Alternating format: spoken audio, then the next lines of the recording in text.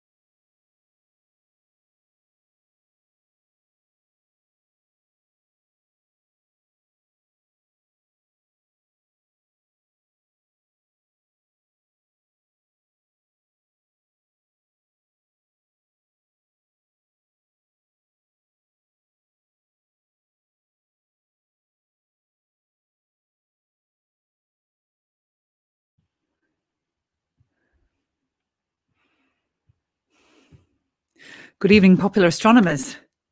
Welcome. It's really weird today because I usually do this show on a Friday and I've been convinced it was Friday all day today. I've made some terrible administrative errors in my life today, thinking it was Friday, signing off emails like have a nice weekend and emailing people, asking them what they're doing tomorrow. That's no problem. I've always got the Friday feeling when I do Pop Astro Live. So let's start the weekend early. We're going to celebrate because a comet is here. How fantastic is that? Excuse me, let me just turn my light on. So, oh, there we go. That's better. Now I am better lit. How are you this evening? For the first time in maybe a couple of weeks, the sun is shining here on Anglesey. As I always say, we are very far out west. Although we've got brilliant dark skies, we are also prone to a lot of storms and beastly westerly winds. So we've been getting hammered here this past couple of weeks. But finally, has a high pressure arrived? Is the weather just coming in from the west now and spreading over the west of the UK?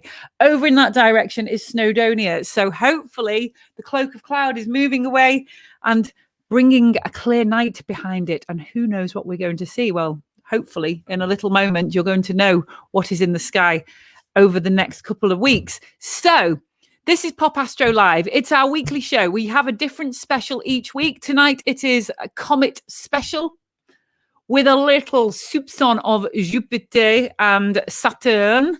And we love your audience participation on this show. So please start commenting. And do you know what we would absolutely love?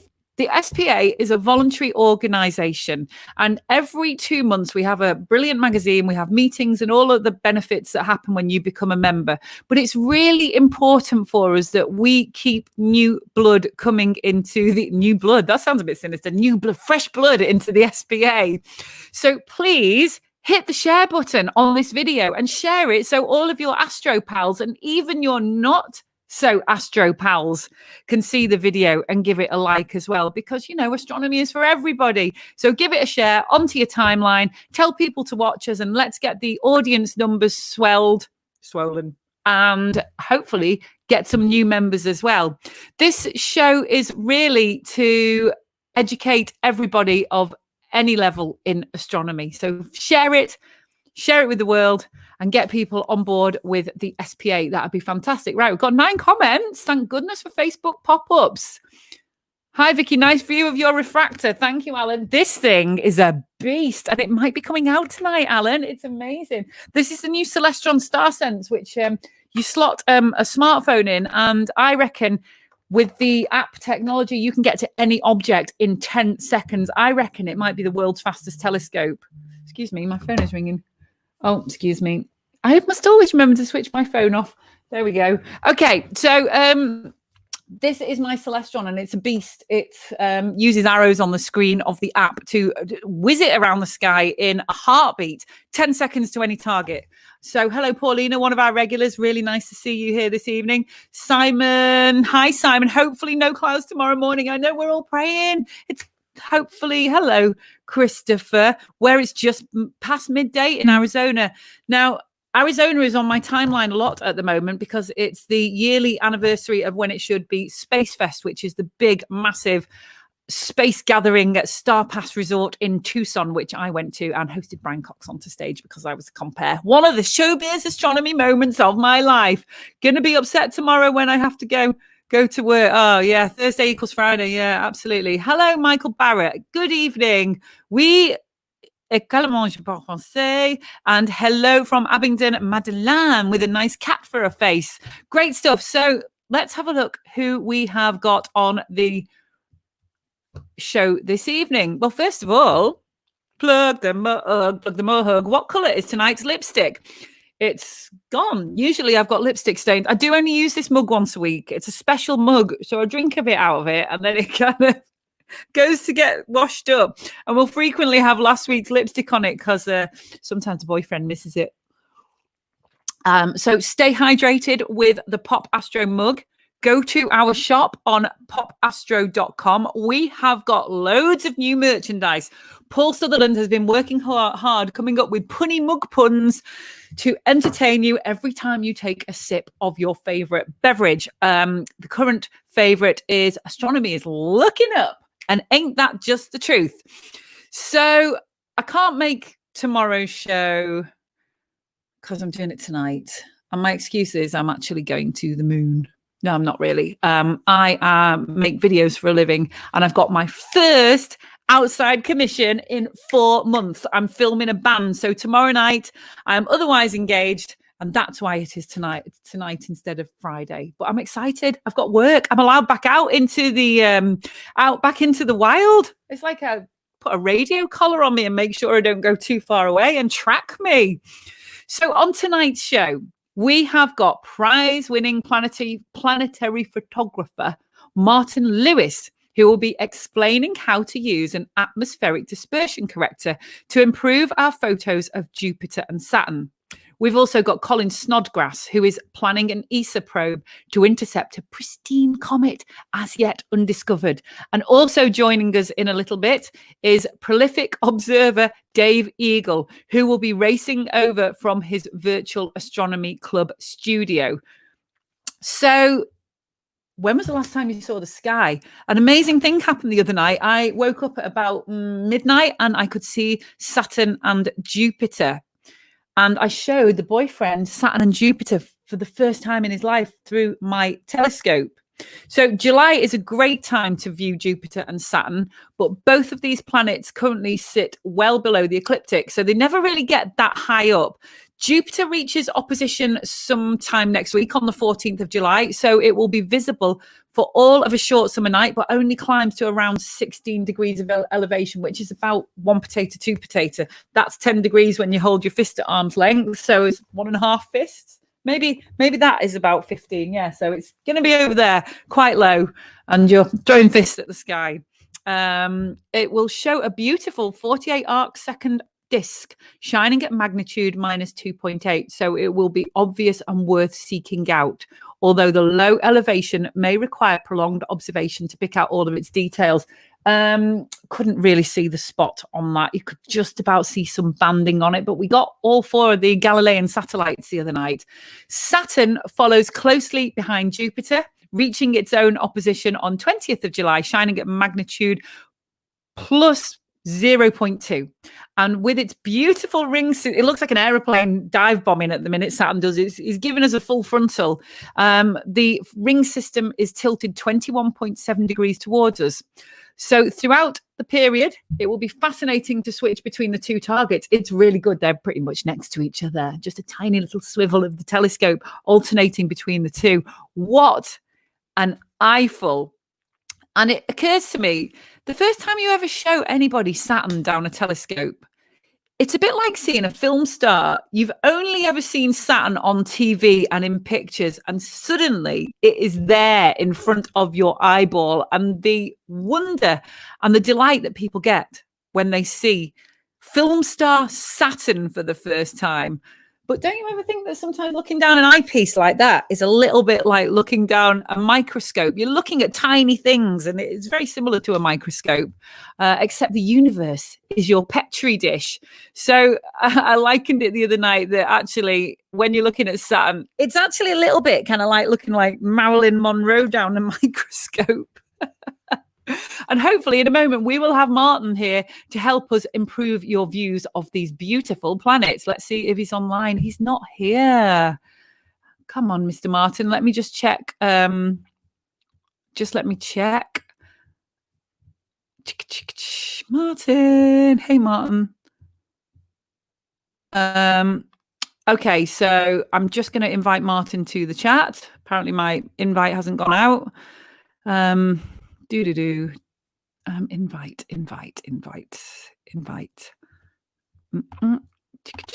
Here we are.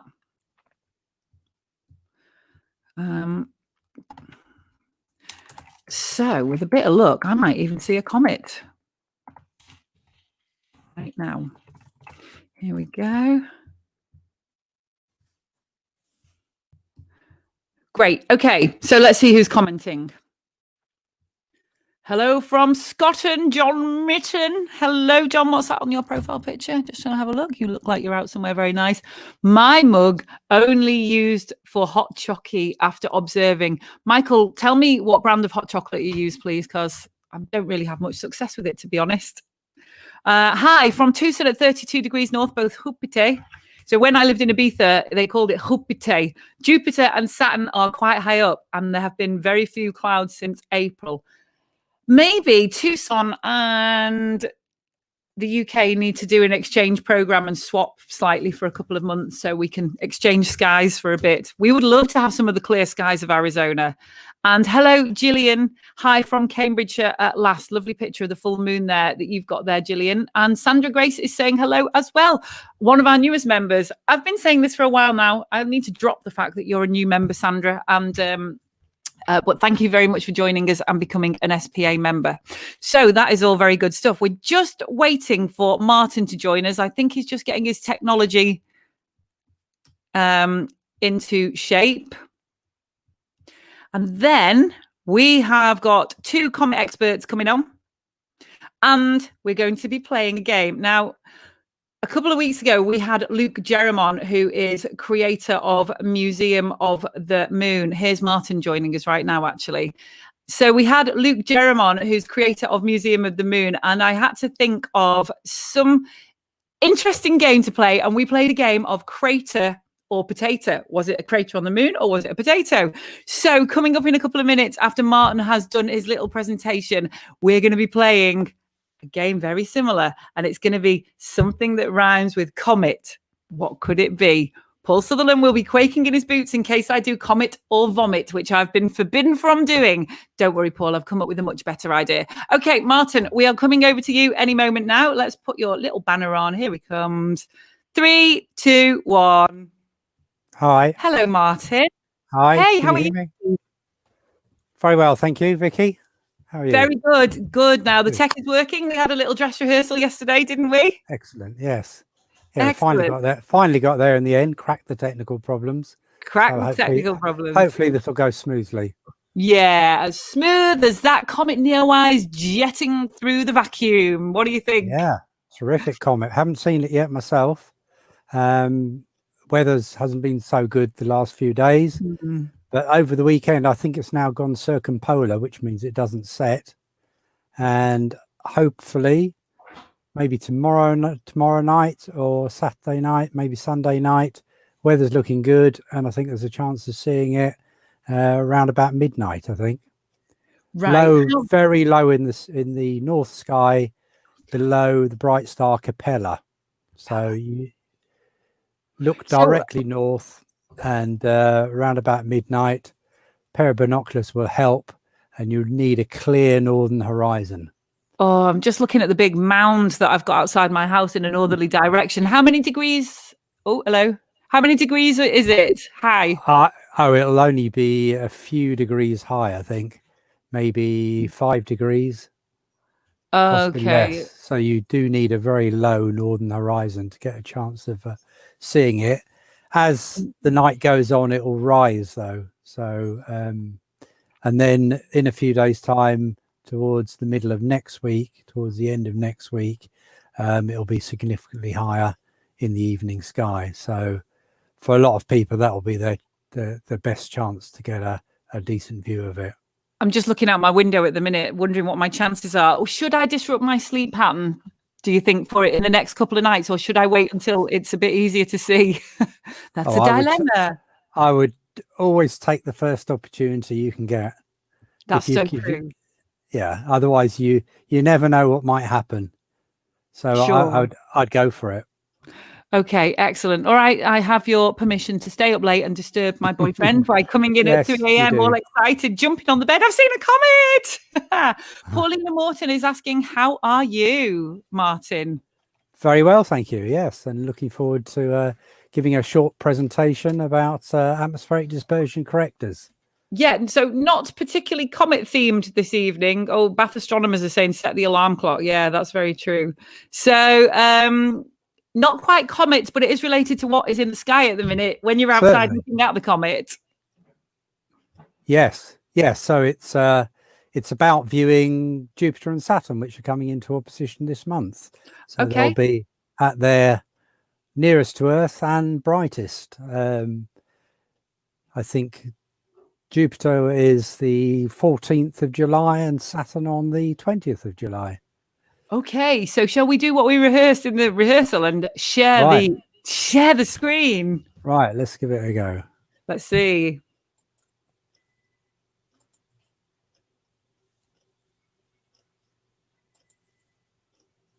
Oh, and Kath Adams is saying hello. Is that working? Are you seeing? Oh, here it comes. Okay, so it's going to add to the stream now. Okay, so I will step back for 10 minutes while you go through your presentation. Okay, all right. Give me a shout if it falls on its face. I'm sure it'll be brilliant. Having had a sneak preview yesterday, this is a really interesting presentation to improve your views of Jupiter and Saturn. So let's go. Great. Okay, so this is a talk about atmospheric dispersion and what to do about it. So what is atmospheric dispersion? Oh, could you just click the full screen button, please, on your PowerPoint? Let's go back. Let me stop sharing and then share again.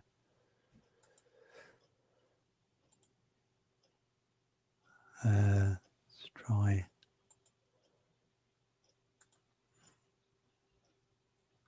Has that worked? Hello? Hello? Yeah. Oh no. It's the Doctor Who TARDIS has opened up. Yeah. The first try was the good one. Yeah, it was. Let's try it again. We nearly fell down a Microsoft wormhole.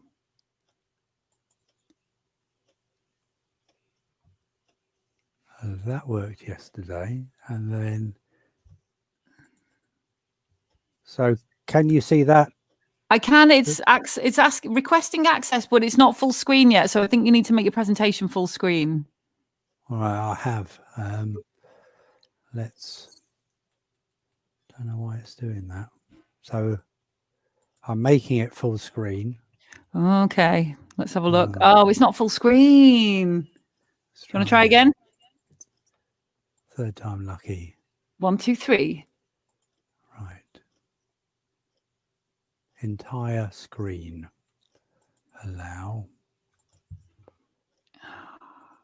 Right. There it is.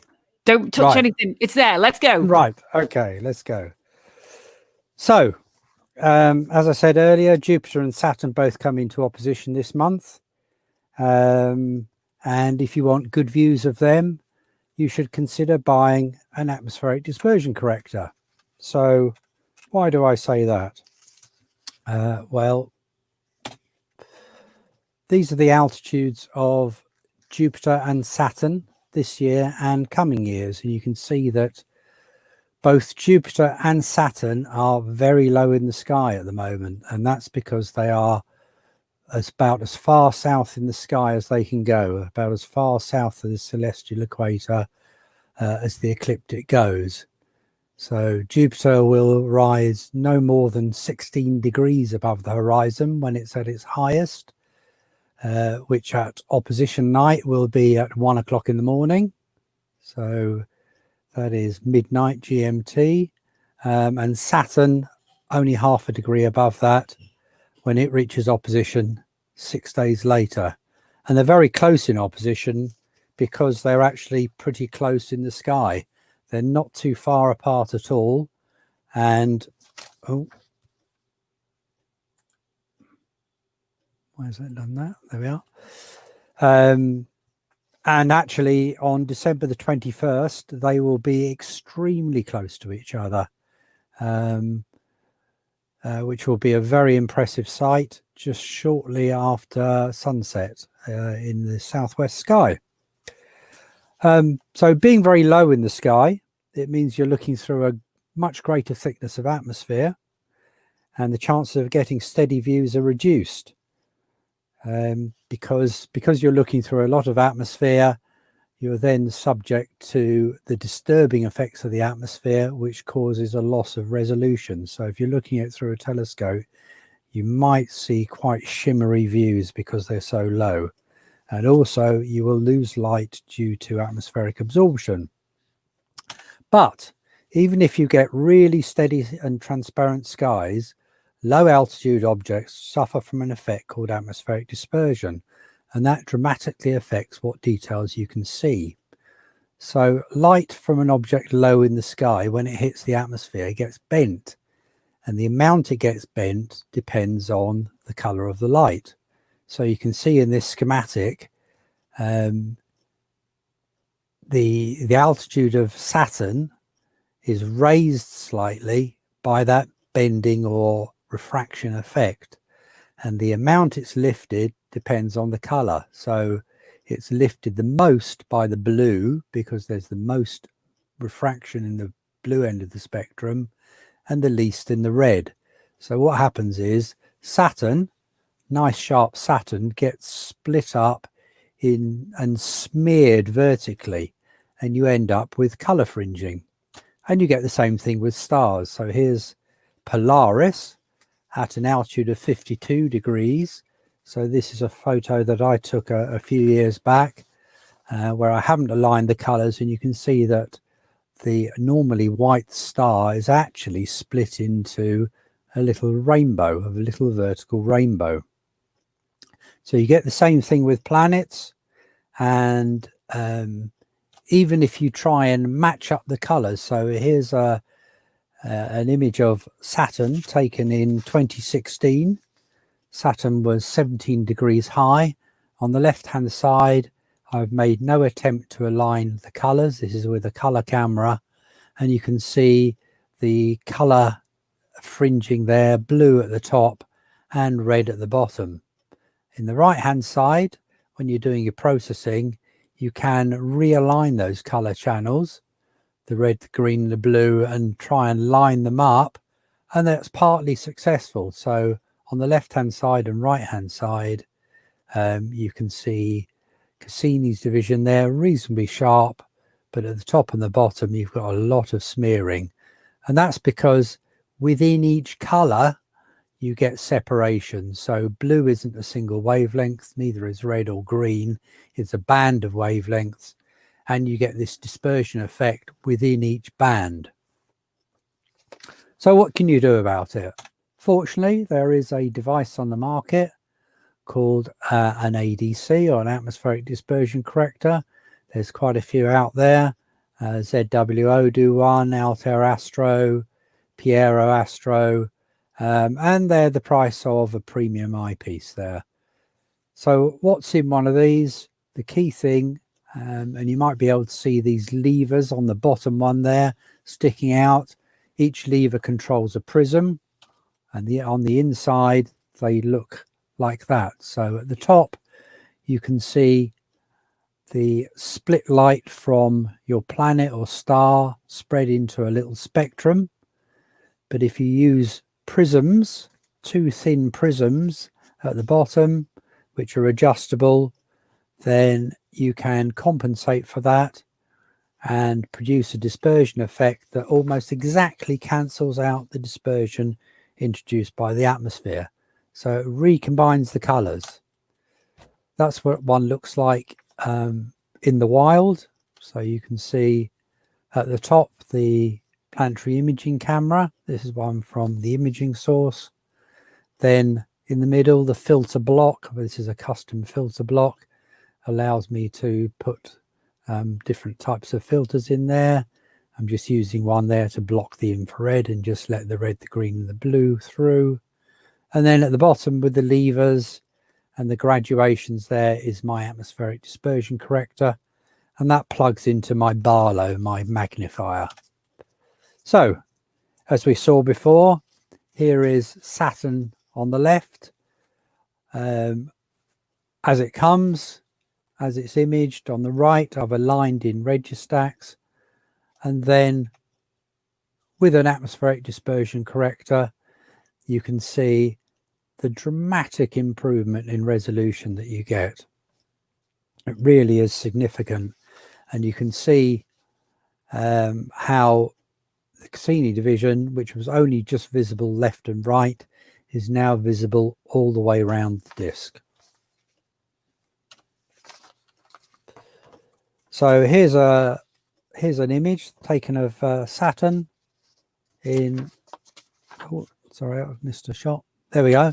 Here's another one showing the same sort of thing from last year when Saturn was only 16 degrees high. And again, you see that significant improvement by the use of the ADC. And then here's an image from September last year, taken from my back garden in St Albans, showing significant detail. You can see the polar hexagon there at the bottom, and you can see Encke division, this very fine division, just extreme light right and extreme left, which is a really challenging target for planetary imagers.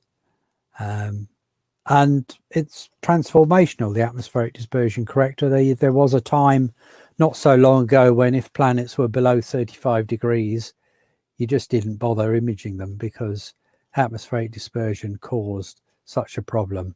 But fortunately, those days are over. And you can find out more about atmospheric dispersion correctors by visiting my website. I've got a web page there under equipment, atmospheric dispersion correctors, and that tells you all about them and how to use them, how to set them up, and lots of hints and tips. So hopefully you found that interesting. Back to you, Vicky. That was really good. And so could I put one on this then? Yeah, certainly. Yeah, no problem. They'll go on any telescope, and they're not just for images. They are for visual. You can see that fringe view. That's the view that you would get naked eye. To some degree, your brain is able to filter the view, and so it doesn't look quite as bad as I showed there. But yeah, visually, an ADC will dramatically improve your view as much as it will with imaging. So Michael Barrett's asked a question there: do ADCs work with ordinary eyepieces? Yes, they do. One of the issues may be the inward travel, because it introduces extra length. You might have to move the eyepiece in a bit to get correct focus. But Thank you, Martin. That was an excellent, outstanding talk about something that, as a complete novice astronomer, didn't even know existed. So that's absolutely fantastic. So a few weeks, I've got a challenge for you now. A few weeks ago, we played crater or potato. There's like 3 trillion comets on craters on the moon, and 4,000 varieties of potato, and it's actually quite hard to guess whether one name is a crater or potato. I've been told I'm not allowed to play comet or vomit, so I've got to play comet or bonnet instead. Right. So I've scoured all the different headwear types and all the different comets, and I'm going to read out 4 to you, and you can tell me whether you think it's a comet or a bonnet. It's devastatingly simple. Right, so here's yours. Okay, is it a comet or is it a bonnet? Kevin Huller, comet or bonnet? Bonnet. Congratulations. Hey. It's the kind of pirate tricorn hat. Oh, right, okay. What about Saturno? Bonnet. You are correct. It's worn by the Catholic clergy, and it is pleasingly reminiscent of Saturn. It's actually, of all the hats I would like that resemble a planet, it would be that one. And what about Tubiolo?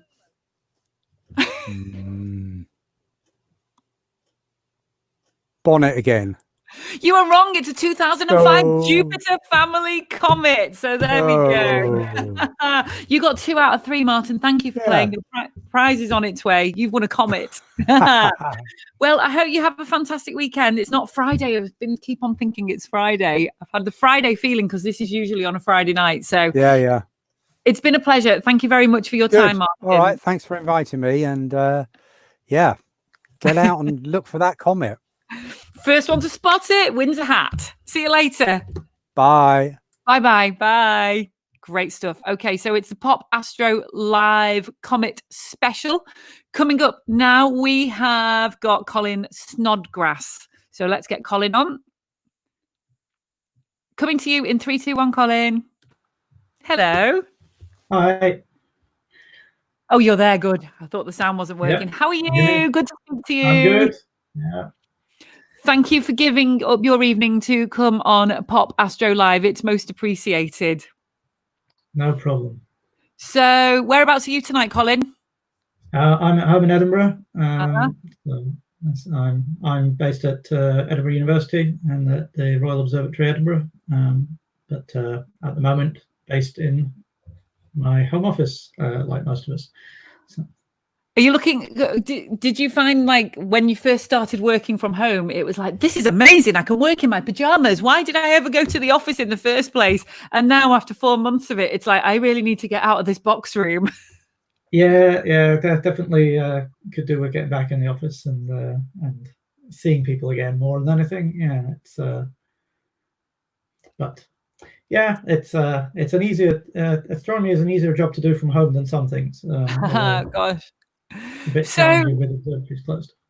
So you are planning an ESA probe to intercept a pristine comet as yet undiscovered. And the way I've kind of got it in my head after learning a little bit about it last night, Comet Interceptor is going to be a bit like in the American movies where the police hide behind a billboard waiting for a speeding car to go past. And then once the car goes past, the cops are on the tail. Is that what it's going to be like? It's something like that, yes. So this is, the idea of this is to go and see a comet that's coming into the inner solar system for the very first time. So something that's not seen the heat of the sun in the way that all of the comets we visited with spacecraft so far have. But to do that, you've got to plan and build a mission when you don't know what the target is, and then launch this, wait in space until you see a comet coming in the right direction that you can get in the way of. Yes. So the comet is going to whiz past. The cops are waiting behind the billboard, except the billboard is a Lagrange point. Is that where it's going to be hovering? And I do have a lovely vision now of Comet Interceptor wearing a mirrored shades like an American cop. But please tell us all about it. First of all, tell us about the mission, and then we'll move on to the latest comet that we can see. Yeah, so Comet Interceptor is, as I said, it follows on from missions like Rosetta, which was the big European mission that we had in the past few years, where we had the first landing on a comet, and the first time we actually went into orbit around a comet and studied 67P Churyumov-Gerasimenko in great detail. Comet Interceptor is quite different from that. It's a much smaller class of mission. It's not the same scale of project as Rosetta. But it does something that's a bit unique in that it goes to a comet that we don't yet know. So Rosetta's comet is a Jupiter family comet. It's on a short period orbit, so it comes past the sun every 6 years.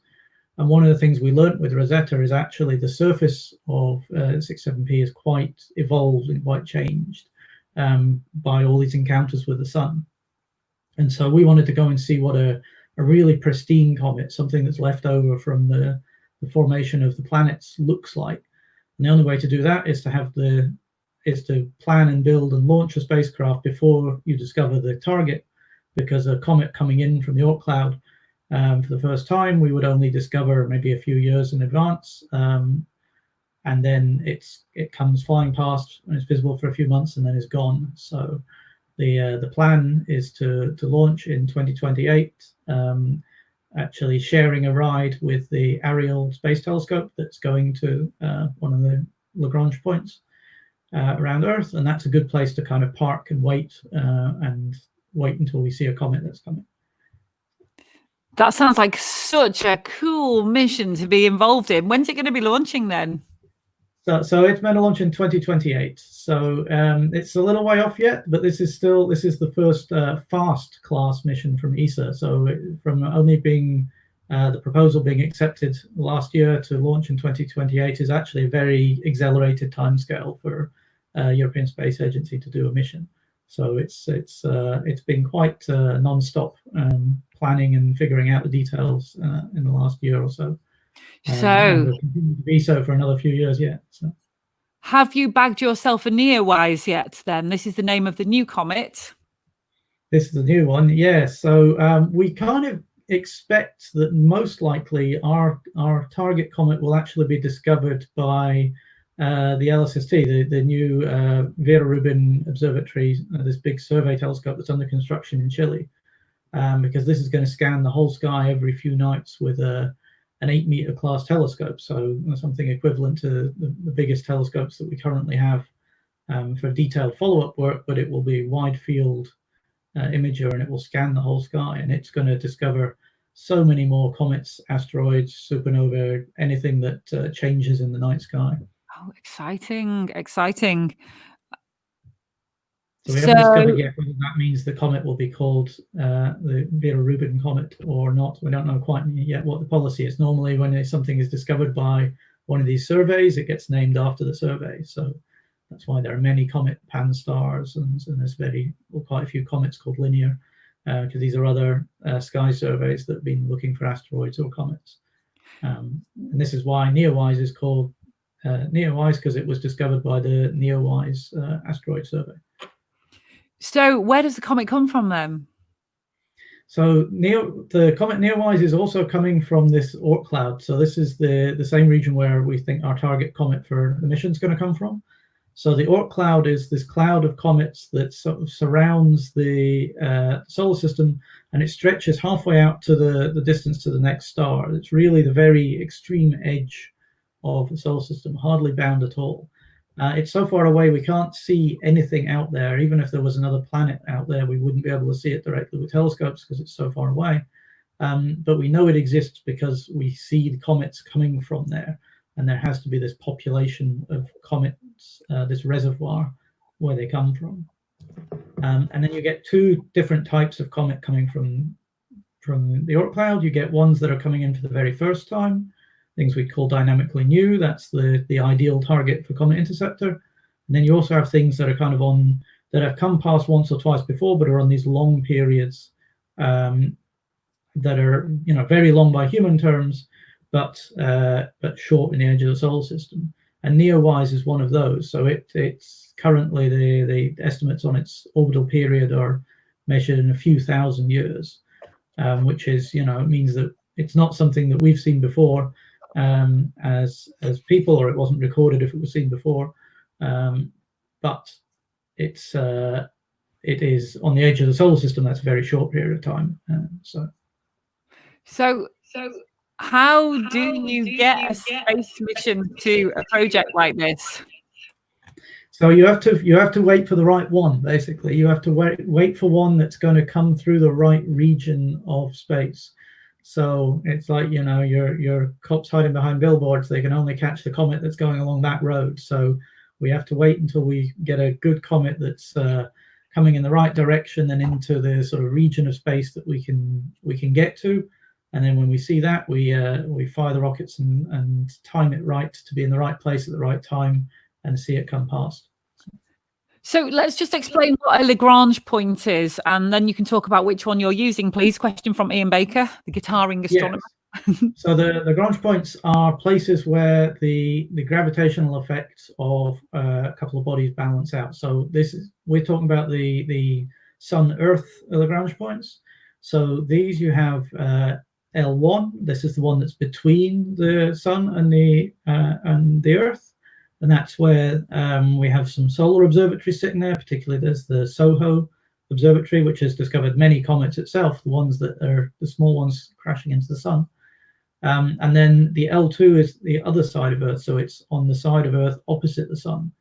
And this is a good place to put space telescopes. So this is where the Herschel telescope is based. It's where the James Webb Space Telescope will go to. And it's where the Ariel exoplanet hunting space telescope will go to, and that's the one that we're sharing a ride with Comet Interceptor. So we're hitching a ride on that rocket, so that's why we're going. But it also works out to be a very good place for us to wait around in space, because it's somewhere where the gravitational forces balance and you can kind of maintain an orbit around there and sort of station keep with relatively little fuel. Fantastic. So will you be setting your alarm early to go and try and see NEOWISE this evening then? I think this evening it's meant to be cloudy in Edinburgh again, but the forecast is better for the weekend, so I'll give it a go. Okay, so hopefully you won't get a speeding ticket this weekend. Would you like to play Comet or Bonnet? So this is going to be pretty embarrassing. Okay, we're going to play Comet or Bonnet with Colin Snodgrass. So here we go. Right, my word. I've got to say, I think these are tough. These are tough. Right, okay. So Africano, is it a comet or is it a bonnet? There was a Comet Africano. Well done. It was a 2018 Jupiter family comet. Yes. Excellent. Shako or Shako? I'm going to go with bonnet for that one. Well done. It's a tall cylindrical military cap. What about very educational show? Well, what about Pimentel? Pimentel. Yeah, I don't know that as a comet either, so I'm going to go for bonnet again. You would look really silly with a 2015 Halley-type comet on your head, I'm afraid. There we go. Homburg. Comet Homburg. Homburg or bonnet Homburg?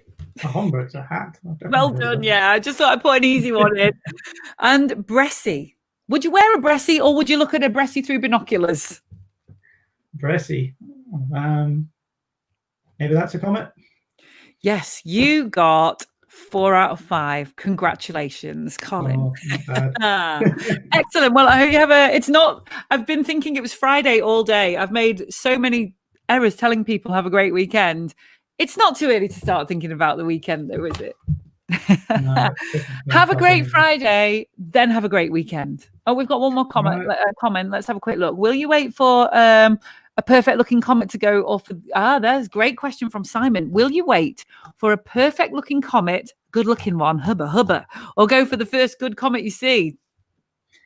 So that will kind of depend on how likely we think it is that we'll have more good options. So one of the things that we're going to do over the next few years, while we're waiting for the mission to launch, is that we're going to be studying the comets that the LSST finds, and we're going to be finding out how many it finds, basically, how regularly a good reachable one arrives. And if that kind of indicates that really only maybe one in every few years is going to be a good one, then we probably go for the first one we spot that we can go for. Whereas if it's finding a few a year that would potentially be good targets, then we can be a bit more picky. So.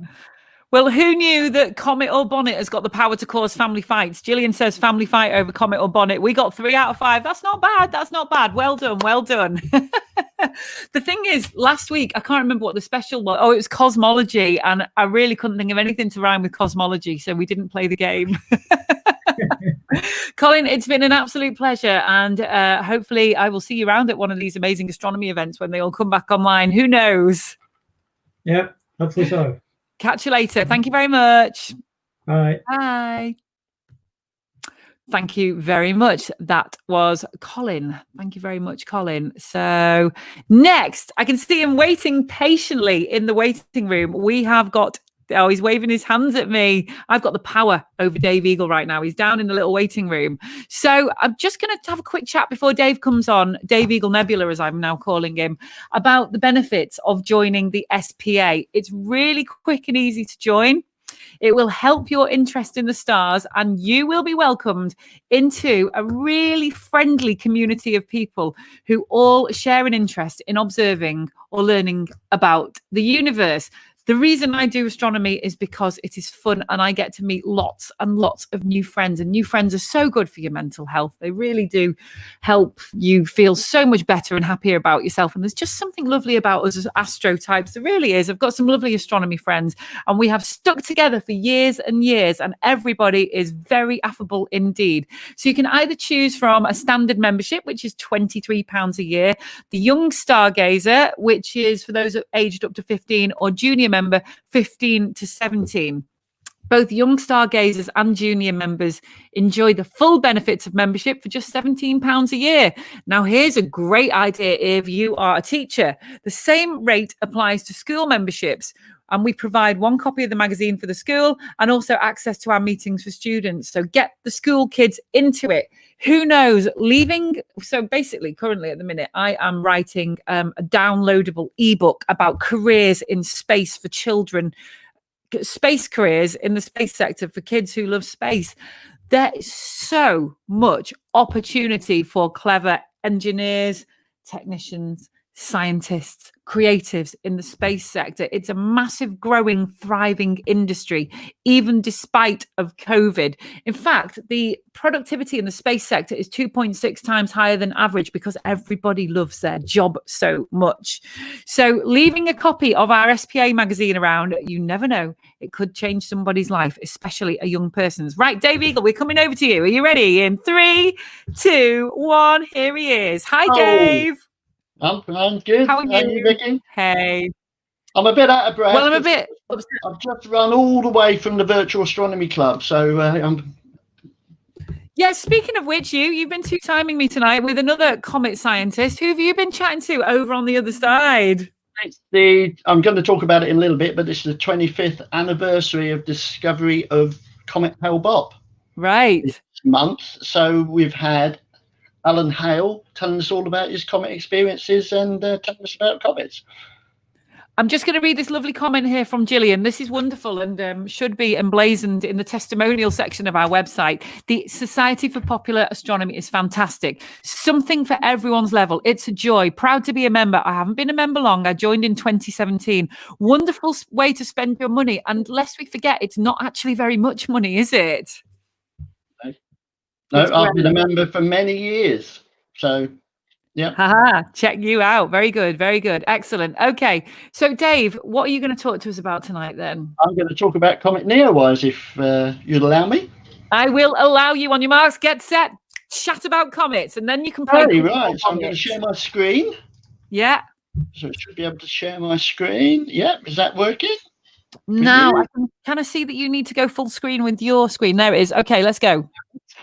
Okay, so I'm going to talk about Comet NEOWISE, which is causing a lot of excitement. But, of course, it's a bit of a problem with the weather at the moment. So it looked like it was going to be really exciting when it came into the Soho view. This is between the 22nd and 27th of June. And you can see the comet actually coming in the field of view here. So this is the sun. So that little circle is the size of the sun, because this probe is studying the atmosphere around the sun and any outbursts. But you see just how bright the comet gets. As it comes in, you can see it's fairly bright, but as it gets further and further across the field of view up until the 27th of June, you can see just how bright it's getting. And of course, this was a week before it is at its closest to the sun, because when it's closest to the sun, that's when it gets its hottest. Okay, so it looked like it was going to start performing really well. But this time we couldn't see it. It was in the southern hemisphere, disappeared into the twilight, and then we're waiting for it to come out. Eventually, a couple of days ago, I managed to get myself up in the early hours of the morning, and there it was. Naked eye, absolutely fantastic. And it looks like it's going to perform for us really, really well. I had to go a few miles south to get away from the clouds, but that's one of the images that I took. And you see, I was fighting some of the clouds. So, and, Dave, can I ask a quick question, please? Because at the minute, it just looked like Comet. It was, which was the one in the southern hemisphere that kind of left the amazing trails all over the sky? McNaught, was it? Comet McNaught a few years ago, yeah. The southern hemisphere seems to be favoured with bright comets compared to the northern hemisphere. So it makes a change for us to actually get one that's coming north and improving, because we've had two this year. We had Comet Atlas and Comet Swan, which gave really nice displays in the southern hemisphere, and they were both heading north, and we were really looking forward to actually, there's some good comets coming our way. And of course, just as they started to appear in our skies, they all broke up and faded.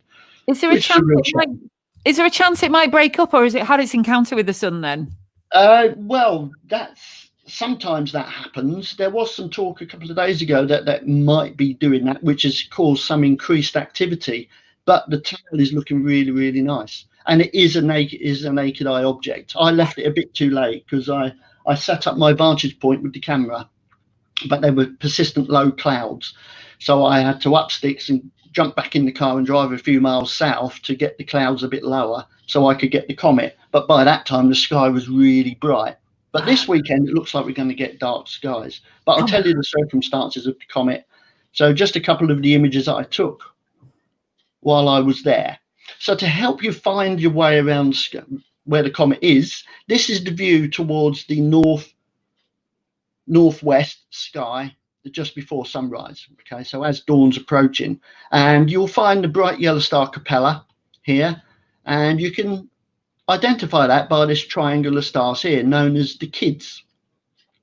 Okay, that's in the constellation of Auriga, the Charioteer, which is a kite-shaped constellation, something like that. But the two brightest stars are Capella and this one here. So they're going to help us find the comet.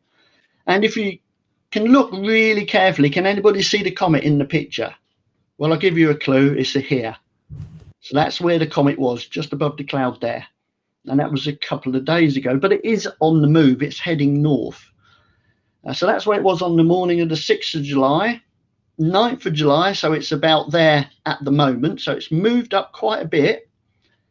And then on the 11th of July, it's going to be dead in line with these two stars. So if you find Capella and find this star lower and to the left of it, it's going to be in line with that. So that'll help guide you to where the comet is.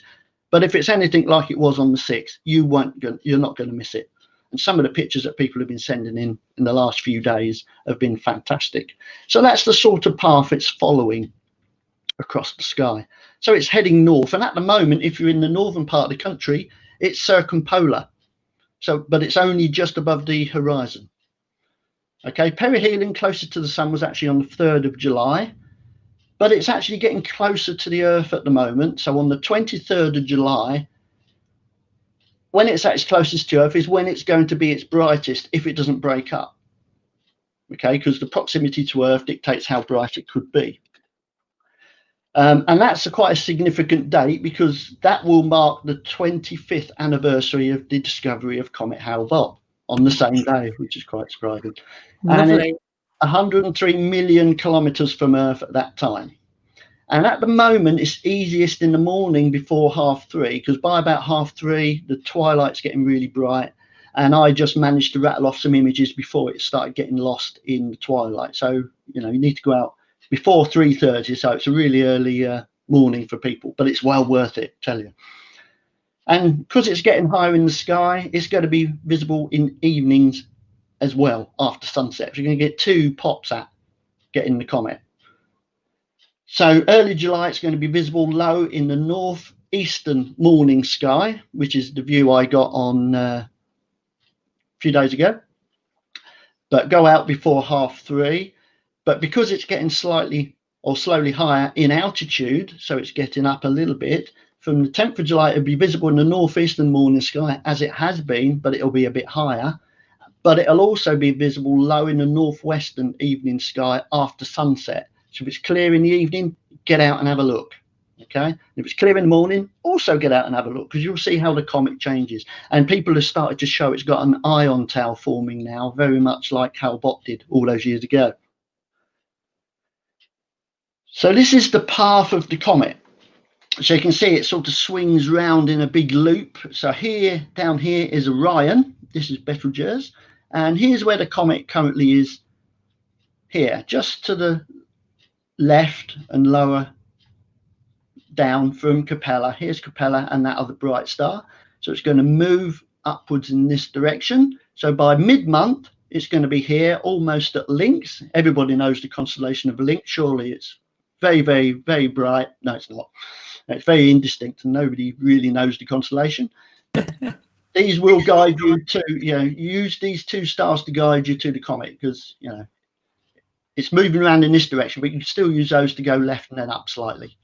So on the 23rd of July, when it's at its closest to the Earth, it's going to be directly below the Plough. Here's the Plough in Ursa Major, the Great Bear. So the 7 stars of the Plough. So it's directly below the Plough, and it should be visible all night because it will be circumpolar by that time. And then by the end of the month, it's going to be in Coma Berenices amongst all the galaxies there. So hopefully we get some nice shots of it with some galaxies in the background as well. That should be quite nice. Oh, do you know, I've got goosebumps looking at this. We are so overdue something lovely, and it's lovely just at the end of lockdown, a nice little reward for our patience, isn't it? Yeah, definitely. And then that takes me back to the time all those years ago in 1995 when I was on holiday in Portugal at the Centre for Observational Astronomy in the Algarve, and Bev, who runs it, came in at dinner time and said, "Oh, there's a new comet been discovered. Shall we take a picture of it?" I went, "Yeah, okay." And here was that really fuzzy picture that we took all those years ago, which turned out to be, of course, Comet C 1995-01 Hale-Bopp. You've got Hale-Bopp's baby photographs. Baby photograph. And of course, that was discovered 23rd of July, so 25 years anniversary. Yes. And that was discovered by Alan Howe and Thomas Bopp. Unfortunately, Thomas died a few years ago, but we were lucky enough on the Virtual Astronomy Club to have Alan talk to us tonight. And of course, this is my picture that I took back in 1997 of Hale-Bopp when it grew up. Oh, look at you all grown up. Haven't you grown? Look at your length of your tail. This beautiful ion tail and the dust tail. So it was absolutely wonderful. So let's keep our fingers crossed that NEOWISE is going to give us a similar sort of display, because it is developing an ion tail now on some of the pictures that people are posting now. Dave, just explain what an ion tail is, will you, my love? Okay, yeah, I'll do it on the picture here, which I've still got up. So you've got the dust tail, which is made up of the bigger particles, the dust contained in the comet. And you've also got a tail that's made up of gas. So it's more volatile than the dust tail. So there's much smaller particles. So what happens is, as the comet's moving through space in its orbit, because the dust particles are going much, much slower than the gas particles, the ion tail is normally a lot straighter. As you can see in Hale-Bopp's image here, the tail is a lot straighter, but the dust tail, because they're bigger particles and move slower, they tend to get drawn out into a curve as the comet's moving along its orbit. Okay, so they're just different. And you can see in Hale-Bopp, we can see there were 2 different colors as well. The dust tail is more of a golden color, and the ion tail, the gas tail, is more blue. That's fantastic. And I actually didn't know about why the 2 tails were slightly different. You've got an excellent knack for describing things. Is that the end of your presentation, Dave? Well, I'm just going to talk about the Virtual Astronomy Club. We did mention it at the beginning. So we had... You're allowed to You're allowed to plug away. We were only Okay. talking yesterday when we were doing our little test about how live streaming is really, it gives you something to look forward to all day, because you've literally got to produce a TV show for yourself, haven't you? Yeah, almost. Yeah, I've got to find speakers to fill it as well, but it's been great fun. So it has given me something to concentrate on. Yeah, it's on. So if you go to the website, star-gazing.co.uk/VAC, and you get all the details on there. And I give you an idea of the sort of speakers we've had. We've had Robin Scadgel from the SPA coming in to talk to us a couple of weeks ago. Next Tuesday, we've got Ian Ridpath telling us about pictures in the sky. And then on the 21st of July, because the planets at their best now, they're not at the best for us because they're so low down in the sky, but Jupiter's at opposition and Saturn's at opposition this month. So we're going to do a webcam planet and moon imaging. I'm going to be showing some of the things that I do to get my planet and moon images, and hopefully get people out there and doing it, which is great fun. Okay, so we've got some questions here. One from Simon. Okay. When would be the best date to get the kids to see it? Yeah, you don't want them getting up at 3 a.m. That'd be a horrible day the day after. Yeah, I'll wait a week or so until it's visible in the evening sky, and then make sure you've got a really clear northwest horizon, and then find Capella, because it will be visible, and follow that line down, and you should see the comet below and to the left of Capella. So we have got Gillian here saying, thank you, Dave, for your help trying to locate NEOWISE. Hopefully as many of us as possible can see it, photograph it. Just need the rain to stop. Yeah, well, Friday, Saturday is meant to be getting better. So yeah. Friday night, Saturday morning, hopefully we'll get out there again and get a look. In fact, the cloud cover has been so heavy recently that I haven't consulted my app, which is called Clear Outside, which is the astronomer's app, isn't it? And it's free. Yes. And it's got an hour by hour, very precise breakdown of low, medium, and high cloud. And it's uncannily accurate for days in advance. When it was the Mercury transit in sometime this year, I can't remember precisely. That was the 11th of November last year. Was that when it was? Was it in November? It was November last year, yeah. Good Lord, well remembered on that date.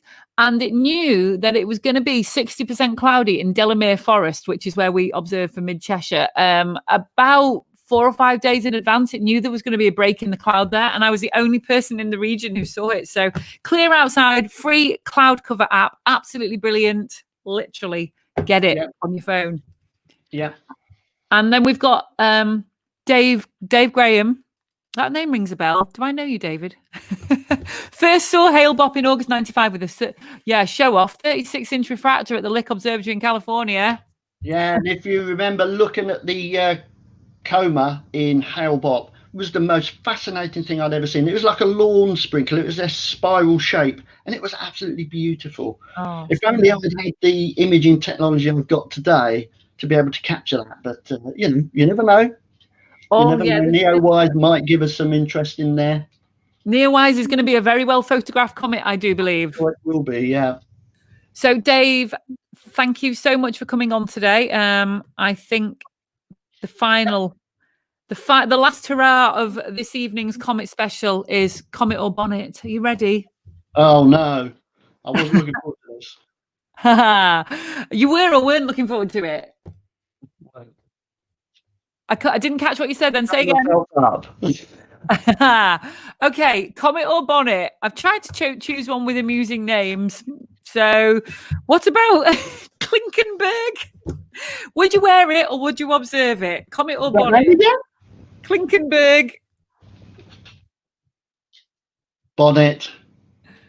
You are completely right. It is. No, I'm sorry. You're wrong. It was a 1748 Comet.